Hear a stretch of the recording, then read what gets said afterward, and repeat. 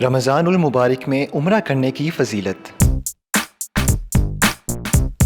آپ صلی اللہ علیہ وآلہ وسلم نے فرمایا، جب رمضان آئے تو اس میں عمرہ کرنا، اس لیے کہ رمضان میں عمرہ کرنا حج کے یا میرے ساتھ حج کرنے کے برابر ہے۔ رمضان المبارک میں عمرہ کرنے کی بھی بڑی فضیلت ہے۔ نبی کریم صلی اللہ علیہ وآلہ وسلم نے ایک عورت سے فرمایا، جب رمضان آئے تو اس میں عمرہ کرنا، اس لیے کہ رمضان میں عمرہ کرنا حج کے یا میرے ساتھ حج کرنے کے برابر ہے۔ نبی اکرم صلی اللہ علیہ وآلہ وسلم کا ایک معمول یہ بھی تھا کہ آپ اکثر فجر کی نماز پڑھ کر اپنے مصلی پر تشریف رکھتے یہاں تک کہ سورج خوب چڑھ آتا۔ ایک اور حدیث میں نبی اکرم صلی اللہ علیہ وآلہ وسلم نے فرمایا، جس نے فجر کی نماز جماعت کے ساتھ پڑھی، پھر مسجد میں بیٹھا اللہ تعالیٰ کا ذکر کرتا رہا یہاں تک کہ سورج نکل آیا اور پھر اس نے 2 رکعت نماز پڑھی، تو اس کو ایک حج اور عمرے کی مثل اجر ملے گا۔ رسول اللہ صلی اللہ علیہ وآلہ وسلم نے بات کو دہراتے ہوئے 3 دفعہ فرمایا، پورے حج و عمرے کا، پورے حج اور عمرے کا، پورے حج اور عمرے کا۔ اسے اعمال رمضان میں بیان کرنے کا مقصد یہ ہے کہ عام دنوں میں تو ہر مسلمان کے لیے اس فضیلت کا حاصل کرنا مشکل ہے، تاہم رمضان